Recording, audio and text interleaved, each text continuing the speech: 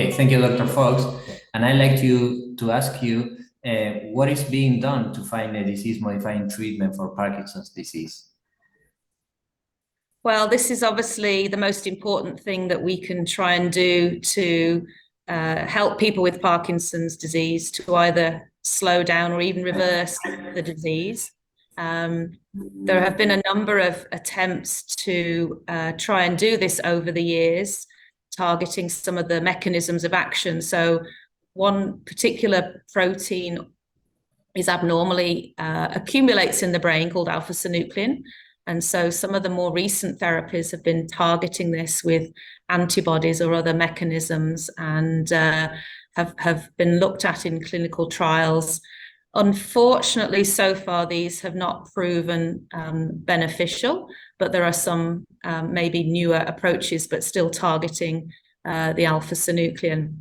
There have been other studies looking at other mechanisms that cause cells to die. So the dopamine cells within the brain are the key features of Parkinson's disease, and death of these cells is what causes the disease. So targeting these has been a focus of many different drugs and targets. Things like coenzyme Q10 has been tried.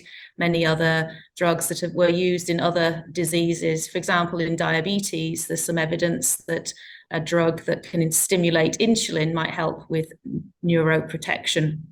This is a drug called exenatide, and there are other similar drugs to this that are also now being investigated. So there's a number of ways that we're looking to see if we can slow down the disease. Chances are it won't be just one, and it may end up being a mixture or even a cocktail of drugs that may be needed to really have a benefit on patients. One of the big challenges is that when we do these trials, we're giving them to people who've already expressed the disease. So they've lost a large amount of dopamine cells already. And the aim really probably is to try and target people at a much earlier stage, what we call a preclinical or pre-motor stage. And this would probably be more beneficial to making them work better. Amazing answers. Thank you very much for that. So what do you think are the most recently available drugs for Parkinson's disease?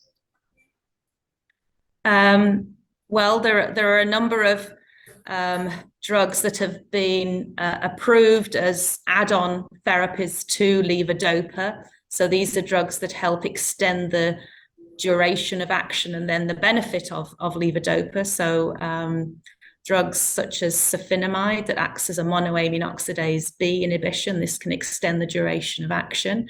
There are also agents, some newer preparations of levodopa that have been approved in some areas of the world and may help the absorption of levodopa. For example, a sublingual preparation of a dopaminergic agent called apomorphine that could also be helpful for people who are suffering from these on-off motor fluctuations. There's also an inhaled preparation of levodopa that's available again in some parts of the world that can help when people suddenly find their medication isn't working. And so it's what's called a rescue therapy.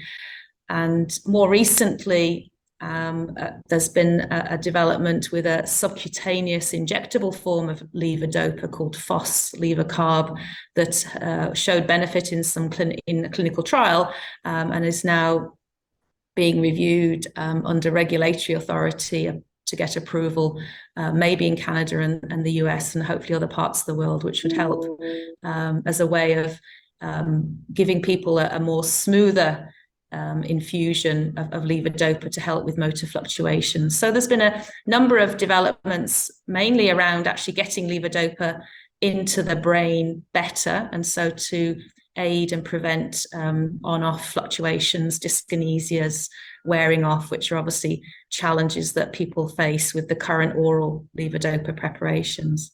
All right, great. And have you heard anything of the levodopa patch or transdermal levodopa? There were some studies a while ago.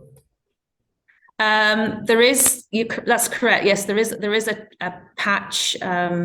It's subcutaneous infusion administration that is still undergoing trials. I haven't heard that it's got any further than that as yet, but obviously, yeah, that's another alternative. You know, it again would be very helpful if it certainly showed benefit in improving the absorption of levodopa. Okay, thank you very much. And the last question I'd like to ask you is, how do you see doctors within 10 years from now treating Parkinson's disease? Well, good question. Well, let's hope we have a neuroprotective drug that people can take, and so you can prescribe this to patients, and it will slow down the disease progression. That obviously would be the ideal. And I think if it does happen, it'll be probably via an infusion. So I think we're going to start to see differences in the way that we have clinics set up. We might need to have people coming in for infusions rather than come in, have a prescription, go home and take their pills. So that, you know, I think the way that we manage people may be different. Also the way that we diagnose and then possibly follow patients may be different. We're now looking at what are called biomarkers. So CSF, blood markers, skin markers, more imaging markers, and these are maybe going to be more important in initial diagnosis, but also monitoring treatment over time. So it may well be that these become more important. What we call precision medicine is maybe going to become even more of a way that we can direct treatment to specific people and make their therapy really unique to them. We know genetic Parkinson's has a very specific way of affecting people, a certain disease, certain genes such as LRRK2, for example, and there are now specific therapies that are going to be targeting, we hope, people with LRRK2 gene mutation. And so, you know, again, this is maybe a different way to practicing medicine of Parkinson's. So targeting the therapy to the individual, not just one treatment for all comers. Thank you very much.